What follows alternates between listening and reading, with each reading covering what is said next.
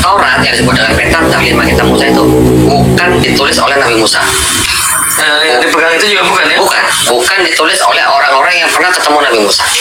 Tapi disusun ribuan tahun, Pak, 1000 tahun sejak Nabi Musa bertulis.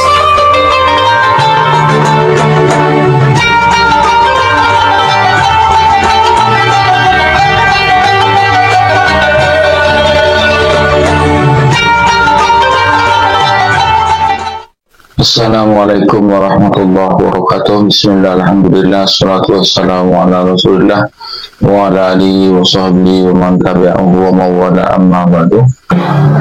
Alhamdulillah, di kesempatan kali ini kita jumpa lagi dalam keadaan sehat walafiat. Semoga kita senantiasa mendapatkan lindungan dan rahmat dari Allah, juga mendapatkan taufik dan hidayahnya. Amin ya rabbal alamin.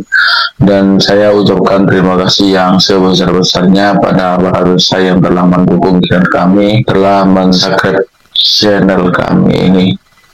Dan bagi para pemirsa yang baru menemukan channel kami, jangan lupa ditekan tombol subscribe-nya, nyalakan tanda loncengnya, dan tinggalkan komentar di bawah video ini. Sahabat Cahayati yang dirahmati Allah, di kesempatan kali ini kami akan membawakan dua video. Ini dua orang Kristen ya berkonsultasi dengan Gus Kohdondonitan untuk mempelajari Islam lebih dalam, untuk mempelajari agama Islam, mengetahui agama Islam lebih mendalam lagi, dan tujuannya mencari kebenaran. Dan akhirnya di video selanjutnya kedua orang ini alhamdulillah masuk Islam. Mari kita simak videonya bersama-sama. Bukan kitab Taurat, Zabur, Injil yang dimaksud oleh Quran. Buat kami, kalau ada teman-teman muslim yang lain yang punya pendapat lain bahwa ini adalah Taurat yang disebut dengan Quran, ya monggo gitu. Tapi buat saya enggak, karena saya sudah pelajarin. Taurat yang disebut dengan Pentateuch 5 kitab Musa itu bukan ditulis oleh Nabi Musa. Yang dipegang itu juga bukan ya? Bukan ditulis oleh orang-orang yang pernah ketemu Nabi Musa. Tapi disusun ribuan tahun, Pak, 1000 tahun sejak Nabi Musa bertulis. Yang tanah itu, yang Taurat ya, yang kitab Musa. Begitu juga yang Nevi'im, Ketuvim. Nah ini kita tinggal lihat ini. Terus jadi apa kalau yang bukan di Al-Quran apa ada nggak yang lagi? Jadi kalau buat saya, buat kami, yang disebut dengan Taurat, Zabur, Injil itu adalah wahyu yang diturunkan Allah SWT kepada Nabi dan Rasulnya untuk Bani Israel hanya pada zaman itu, dan tidak pernah dijanjikan untuk dijaga, tidak seperti Quran.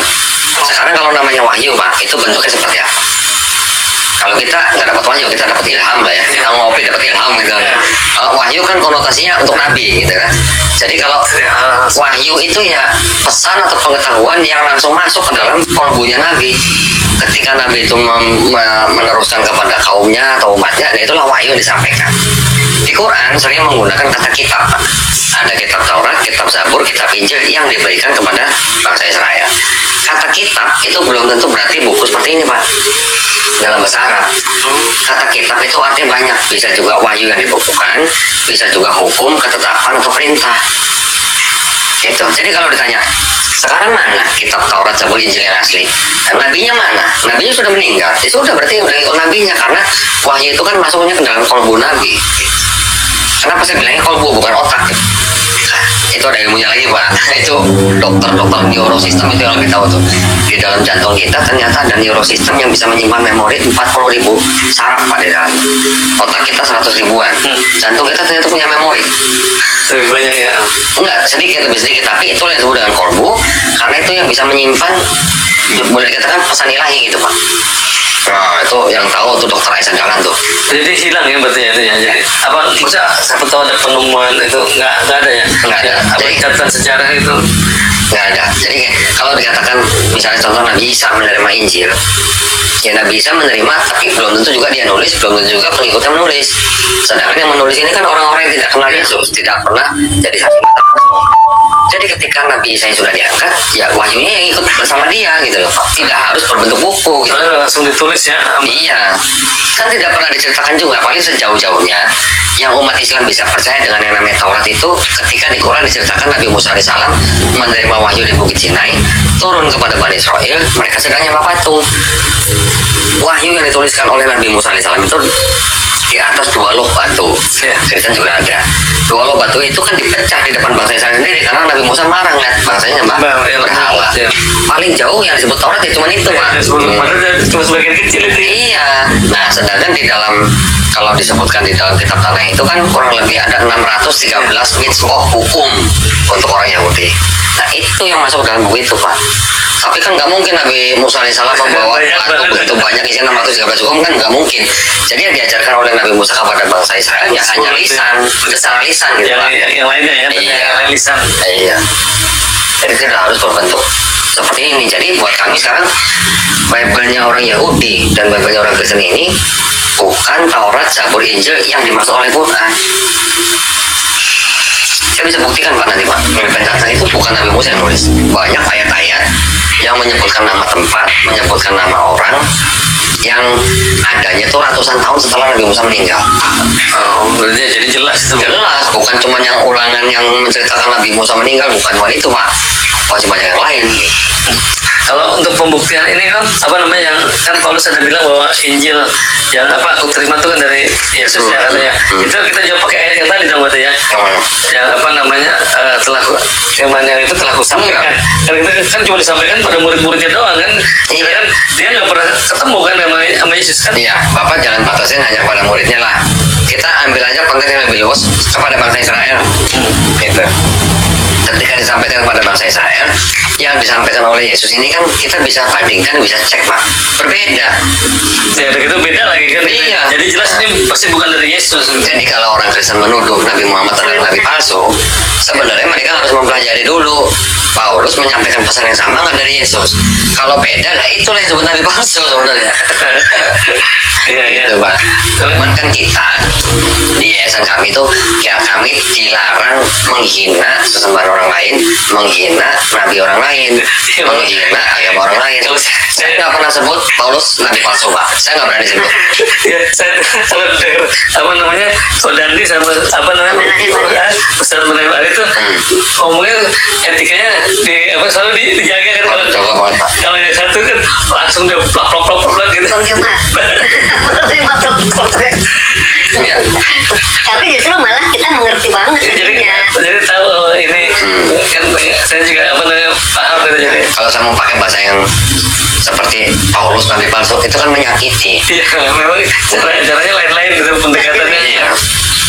Kita nggak boleh itu menyakiti dalam hal seperti itu. Kan Islam itu bukan memukul tapi merangkul. Kita ngajak pikir gitu, ayo gitu. Ya kalau yang teman-teman yang lain mungkin kan karena medannya lain gitu. Saya nggak bisa nyalain juga gitu ya. Dan juga memang kan karena di TikTok itu kan memang kasar, Pak. Iya, saya dengar orang-orangnya juga mau. Makanya saya nggak mau masuk TikTok. Sekali 2 kali aja cukup. ya memang kadang-kadang untuk orang tertentu juga pakai yang begitu masuk gitu kalau ada yang gitu. Jadi saya dengan pertama juga ngomongnya apa begini, makanya suka kadang-kadang teman datang lagi dia, kok yang kemarin diomongin begitu datang lagi gitu. Terus sadar.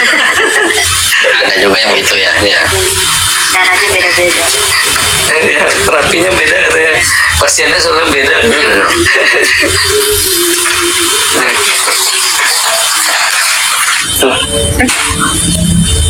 Saya nyebut ayat tadi, Pak, 1 Yohanes 5:7. Kan di situ kan tertulisnya pasti tidak asli. Ya. Paling jauh saya cuma nanya orang yang saya minta baca, kalau tidak asli itu apa kata lainnya? Palsu. Nah dia sendiri yang ngomong ke saya. Saya sendiri nggak berani ngomong ada ayat palsu. Yang ngomong ini sendiri. Karena apa, Bu? Keluarga besar saya juga masih Kristen semuanya. Oh masih ada juga. Keluarga besar saya, ini maksud saya masuk keluarga besar tuh tante, kalau dalam bahasa Cina tuh ii gitu ya, angga dan cek, kata mpe, segala macam. Keluarga besarnya ada dari papa, dari mama, semuanya masih Kristen. Yang masuk Islam cuma papa saya sama saya. Kalau mamanya persiapan untuk apa namanya kalau kita masuk Islam itu apa kok? Persiapan Ya maksudnya kita mesti persiapin apa? hati, kalau saya bilang mah cuman hati aja. Oh kemarin tuh sebenarnya udah baru disunat nih. Masya Allah. Ya. Belum sembuh benar. Waduh, berarti tadi Masih suka ngilu-ngilu. Baru tanggal 12 ini. berarti masih gatal-gatal dikit lah. Ngilu gitu orang Gitu. biasanya. Iya, iya. Dokternya juga pas saya bilang, ini kok, maksudnya dia kan nanya, mungkin bingung juga kalau udah tua baru disunat, saya bilang kalau dapat hidayah. Katanya dokternya dokter ahli, dia kelihatan orang Arab gitu. Jadi di Nggak mau gratis dibayar. Masya Allah, alhamdulillah. Alhamdulillah. Kamu bayar gratis katanya. Kita mesti saling bantu dia bilang kan. Memang banyak Pak, masih ada dokter-dokter seperti itu masih ada. Jadi mudah berang Iya, dokternya. kan di rumah sakit, soalnya kan ini ada masalah tadi lain, jadi kita cari aman gitu kan. Ya biar aman ke masalah yang mau di klinik gitu. Harusnya berapa Pak kalau di rumah? 12, harusnya 12 juta. Kita udah diposting. Sunat. 12. Kan Karena kan dokternya ada 3. dokternya 3. Oh. Jadi dokter yang ahli nggak mau dibayar ya. Jadi dokter ahli bedahnya yang nggak mau dibayar. Alhamdulillah. Jadi kembali 5 juta. Masya Allah, Dibalikin keren. lagi. Padahal pas kita kontrol, Keren. kok dibalikin lagi? Itunya ada positif. Udah boleh. Keren. Dokternya keren. Jadi kan kita harus saling mendukung gitu. Ada juga seorang dokter Pak di Cilengsi juga begitu. Dia punya klinik sunat. Ketika yang datang itu mualaf gratis. Saya juga punya juru sunat. Ketika ada yang bersandar depan saya, laki-laki, belum sunat, saya cuma minta jadwal sama dia. Tentuin hari apa, jam berapa, hari apa, tunggu di rumah, kita kirim juru sunat di rumah, gratis. Oh di rumah. Di rumah, gratis. Kita nggak minta si mualafnya untuk bayar. Setelah itu, baru kita minta juga mereka, saya minta jadwal seminggu 2 kali, 2 hari maksud saya, 2 kali pertemuan. Setiap pertemuan 90 menit kita kirim guru privat ke rumah, belajar di rumah, belajar fikih, belajar akidah. Fikih itu seperti kayak syariat-syariat lah, cara-cara sholat gitu lah. Akidah itu belajar teologi Pak. Itu saya mau tanya kalau itu kita dituntutnya apa gitu maksudnya itu nanti dia ada Kita kirim guru privat ke rumah. Bapak tinggal tentuin hari apa, jam berapa, di mana, kayak gitu aja. Nanti saya kirim guru privat ke rumah, bapak belajar di rumah. Nanti selain itu kita juga ada kajian rutin sebulan sekali, 2 bulan sekali. Jadi kita nggak lepas Pak. itu kajian dia Pak online atau di mana? Enggak, kita undang. Oh, Kita undang ya. Kalau online kurang ini Tempatnya di Pak. mana kok biasanya? Nanti kita sediain tempatnya Bu. Kita ada kerjasama dengan salah satu rumah yang dulu sering dipakai buat wedding, sekarang buat dakwah. Itu kan lihat apa namanya yang ada yang sama yang perempuan tuh yang tadi main dia tetap udah bisa Oh itu yang apa? Tadi, Jadi Jesslyn itu ya. Oh, Jesslyn. kan Iya. dia udah bisa atau udah sekarang udah banyak hafal. Iya. Tapi yang itu kan gampang ya, supaya apa kan dia kan belum bisa kayak baca untuk apa sholat, kayak Quran. Bacaan Quran. Sama sekali nggak bisa. Kali Nanti ada bukunya Pak nih. Ini buku bacaan Quran. Baca Tuntutan untuk belajar sholat. sholat. Nanti ada yang buat Quran, ada ini buku Iqra namanya. Ikro, Iqra ini jadi kayak anak TK, anak SD Pak, kayak belajar ABCD gitu. ABCDE gitulah. Ini Budi, itu Budi, Ibu Budi gitulah. Iya. Tapi ini dalam huruf Arab. Ini kalau diikuti dengan rutin Pak, ini kuncinya cuma diulang. Dibilang. Kuncinya cuma diulang. Kalau belajar sekali, sebulan lagi baru belajar nggak bisa. Harus rutin. Kalau ada dia berapa lama? Sama, cuman karena saya dulu kan sering ke luar pulau Pak. Proyek saya kan di Sumatera Selatan. Jadi ketika saya belajar di sana, udah balik lagi sini, jadi belajarnya kadang-kadang terputus gitu. Tapi akhirnya saya bilang udah mendingan daripada begitu, mendingan saya juga pakai guru privat. Dulu kalau saya ke Sumatera atau mana yang ngajarin di sini saya Pak. Iya. Ketika pakai guru privat itu baru cepat, baru karena rutin dan sering diulang gitu. Jadi hanya saya mengulang buku Iqra berapa kali, udah langsung masuk ke baca Quran. Cepet. Allah. Gitu Pak. Itu masalah kecil tuh. Orang biasanya sudah membayangkan, lu takut kok nggak bisa bahasa Arab. Waduh, jangan itu mah. Ikutin ya saya. Ikutin aja. Itu mudah Pak menjadi. Mudah. Kalau sholat itu aja buka masjid, ikutin aja gerakan-gerakannya dulu ya. Iya, Bapak misalnya nih baru masuk Islam, belum tahu bacaan sholat. Laki-laki kan hukumnya kalau sholat di masjid Pak, kecuali dia punya uzur syar'i. Ketika datang ke masjid, uzur syar'i artinya halangan yang syariah gitu, yang diperbolehkan. Ketika ketika datang ke masjid, Bapak cuma tinggal ngikutin gerakan imam aja. Bacanya apa? Belum tahu nih. Cukup subhanallah, subhanallah, subhanallah. Bersyukur. Subhanallah itu artinya maha tinggi Allah. Sahabat Hayati yang dirahmati oleh Allah, demikianlah video yang kami persembahkan untuk para sahabat sekalian.